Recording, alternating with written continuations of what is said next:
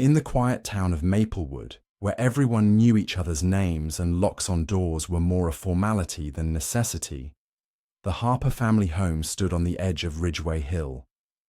Surrounded by trees that rustled even on windless days, the modest two-story house had always seemed warm and inviting. But in early October of 2017, that warmth faded. For 3 days, neighbors noticed something was off. The Harpers were a punctual family. Alan Harper left for work every morning at 7:15 sharp. His wife Dana usually walked their dog, Max, by 8. Their 2 teenagers, 16-year-old Claire and 14-year-old Jacob, caught the school bus just after sunrise. But now, the house sat eerily still. No lights at night. No sound of the dog barking or the kids laughing.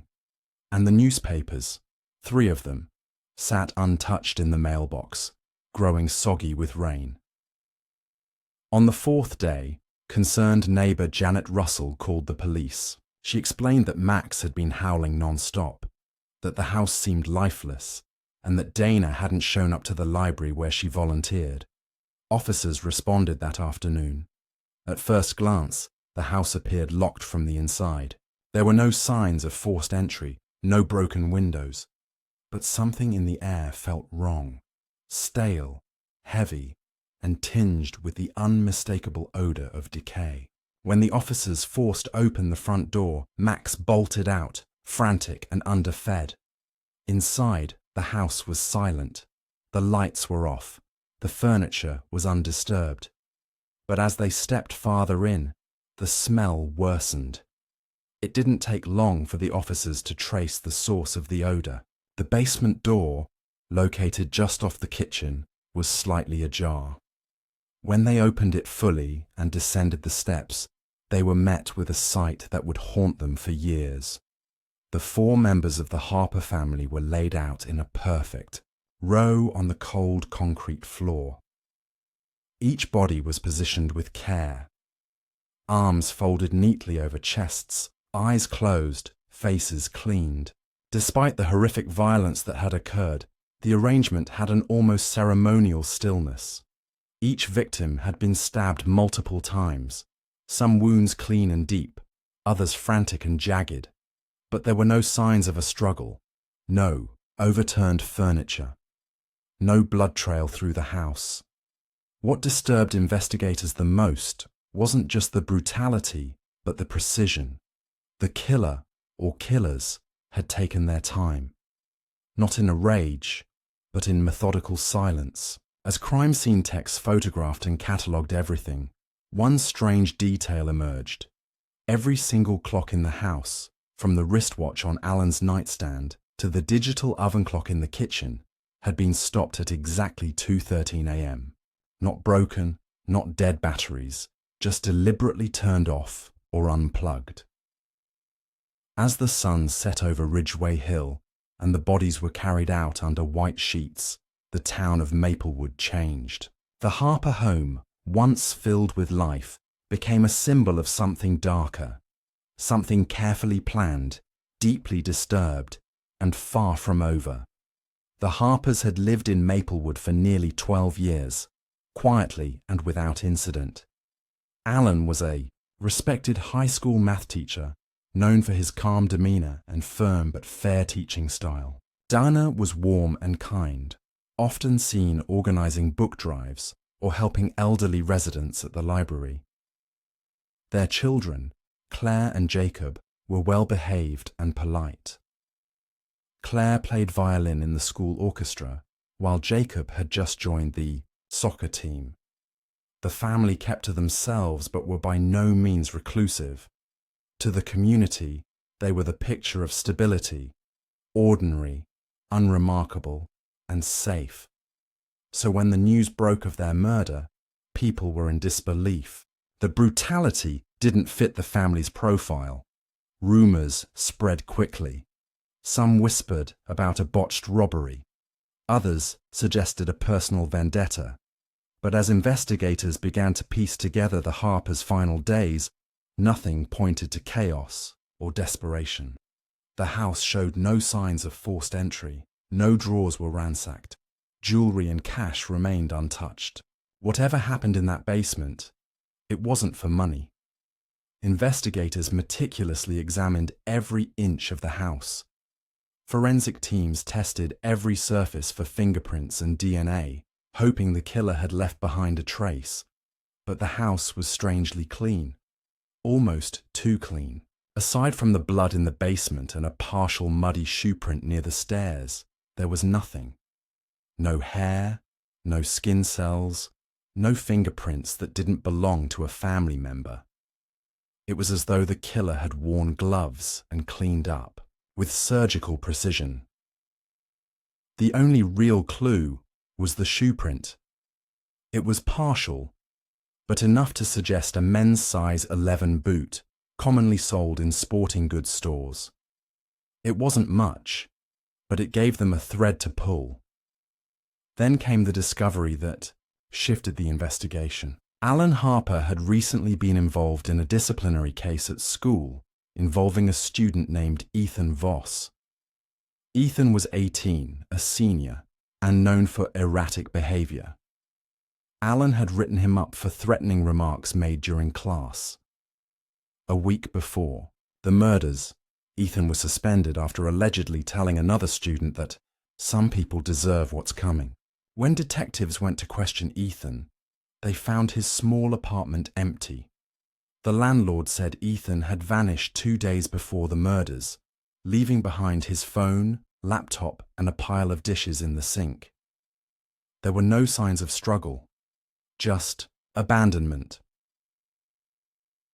Now Ethan Voss became the center of the investigation. His mental health history revealed episodes of paranoia and isolation. He had few friends and no close family. Interviews with classmates painted a picture of a deeply troubled teen with a fascination for dark philosophy and anti-authority beliefs. But there was a problem. No one had actually seen Ethan since his disappearance, and there was no evidence linking him directly to the crime. Then another strange detail emerged. The forensic team confirmed that the clocks in the Harper house hadn't stopped because of a power outage or electrical issue. They had all been intentionally reset or unplugged at precisely 2:13 a.m. Someone had taken the time to walk through the house, stopping each clock, creating a moment frozen in time. This detail shifted the tone of the investigation. It suggested not just violence but symbolism, something premeditated, something more ritualistic than reactive. And with Ethan Voss missing and the community growing more afraid by the day, detectives began to realize they might be dealing with a killer whose motives went far beyond anger. Winter came early to Maplewood in 2018, blanketing the hills and forests in thick snow. The Harper case remained unsolved, but the investigation had grown colder by the week. With Ethan Voss still missing and no new leads emerging, public fear turned into quiet resignation. Families changed their routines. Children were kept indoors. Ridgeway Hill, once a popular hiking spot, became a place people avoided. Whispers of a ritual killing or a cult circulated in hushed tones, but there was no hard proof, only unease. Then, 3 months after the murders, a discovery reignited the case. 2 hikers, exploring a dense forest 20 miles outside of town, stumbled upon something odd. Hidden behind a wall of overgrown pine trees was a small, nearly invisible cabin. Its walls were made of rotting wood and patched metal. There was no path leading to it, and no signs it had been used for hunting or logging. The hikers reported it, and within hours, crime scene investigators arrived. Inside the cabin was a chilling scene. The space was sparse, a mattress on the floor, a single lantern, and empty food wrappers scattered across the room. But what drew attention were the dozens of newspaper clippings pinned to the walls. Every article was about the Harper murders. Each page was marked up in red ink, with words underlined, circled, and sometimes scribbled over in manic handwriting. One clipping had a phrase written across it in capital letters: "The unworthy must be carried." In the corner of the room was a box filled with spiral-bound notebooks. They were journals filled with writing that became increasingly erratic. At first, they contained lists of names, places, and thoughts about cleansing society. But as the entries went on, they devolved into unsettling drawings of clocks stopped at 2:13 a.m., bloodied knives, and distorted human figures. The final pages described a purification that had been completed in a house on Ridgeway Hill. 1. Fingerprint, found on the inside cover of a notebook, matched Ethan Voss.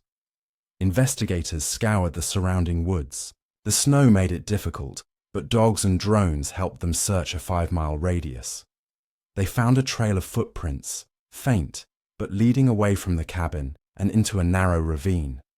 At the base of the slope, buried beneath snow and loose dirt, was a torn piece of jacket fabric. It matched photos of the coat Ethan was last seen wearing. Despite these clues, no body was found. The official assumption was that Ethan had lived in the cabin for a time, perhaps even after the murders, and then vanished again. But doubts began to creep in. The journals referred to a guide, someone who had shown Ethan the way. Some pages had lines written in a different handwriting altogether, sharper, more deliberate, more coherent. The evidence began to suggest that Ethan may not have acted alone, or worse, that he may not have been the mastermind at all. If someone had led him into this darkness, that person was still out there, watching, waiting, and quite possibly planning something even worse. In April 2018, just as Maplewood began to thaw from winter's grip, a phone call came into the police tip line that jolted the stagnant investigation back to life. A motel housekeeper in the town of Pine Hollow, about 200 miles south, reported something strange. While cleaning room 6 at the Black Ridge Motel, she had discovered several disturbing items left behind by a guest who had vanished without checking out. Among the belongings were torn notebook pages filled with erratic writing, a blood-stained shirt, and a hunting knife with a serrated edge. Local authorities secured the room and immediately contacted the Maplewood Task Force. When investigators arrived, they quickly confirmed the writings matched those found in the forest cabin. More haunting still, the content of the notes referred directly to the Harper family, including details never released to the public, like the exact arrangement of the bodies and the specific number of wounds each had suffered. This wasn't a copycat. It was the same killer or someone deeply involved. The blood on the shirt was tested and found to contain DNA from Dana Harper, indicating that it had been taken from the crime scene months ago and kept, possibly as a trophy. The presence of that shirt in the motel room meant the person who had stayed there had likely returned to the scene of the crime, or had never truly left it behind in his mind. Security footage from the motel's front office showed a tall figure, in a hooded jacket arriving late at night. The man avoided the front desk by using the express check-in kiosk and paid in cash. He kept his face down, obscured from the grainy camera view. He entered room 6 alone. No one ever saw him leave. A search of the wooded area behind the motel turned up something worse. Just half a mile into the forest, under a shallow layer of dirt and pine needles, officers discovered a decomposing body. It belonged to a young man, unidentified at first, with 13 stab wounds to the chest. There were no personal belongings on him, no wallet or phone. The only clue was a small tattoo on his wrist, a faded symbol resembling a broken hourglass. At first, authorities wondered if the body could be Ethan Voss, but dental records quickly ruled that out. This victim was someone else entirely, someone no one seemed to be looking for. That deepened the mystery. Was this another random act of violence or a failed initiation? The journal pages found in room 6 offered cryptic suggestions that this victim had refused to transcend and denied the cleansing. The writings implied a structured belief system, a twisted ideology that demanded loyalty and punished disobedience. The existence of another victim, killed in a manner eerily similar to the Harpers, introduced a chilling possibility. This wasn't an isolated event. It was part of a pattern, a ritual repeated. And if that was true, then whoever was orchestrating it wasn't finished. They were still out there, slipping through the cracks, and leaving behind just enough horror to remind investigators they were always one step behind. By early May 2018, the Harper case had taken on a life of its own. What began as a horrifying family murder had evolved into something more complex, more disturbing. With 2 connected crime scenes, a missing suspect, and a mysterious dead man in the woods, investigators felt like they were chasing shadows. But a breakthrough finally came. Not from new evidence, but from the past. The hunting knife left behind in the motel room had yielded no usable fingerprints. But when its make and model were run through a nationwide database, something surfaced. The same type of knife had been linked to an old investigation in Nevada involving a cult known as the Shepherd's Circle. That group, which operated from the late 1990s to 2012, had promoted extreme purification beliefs and was eventually disbanded after its leader, Russell Gray, vanished amid allegations of psychological abuse and manipulation of minors. His followers had scattered, and for years he had remained off the radar. Using old case files, investigators discovered that one of Russell Gray's former attendees had been none other than Ethan Voss. In 2016, Ethan had participated in what court records described as an alternative therapy retreat, led by Gray under a false name in a remote area of Colorado. From there, Ethan's behavior had begun to change.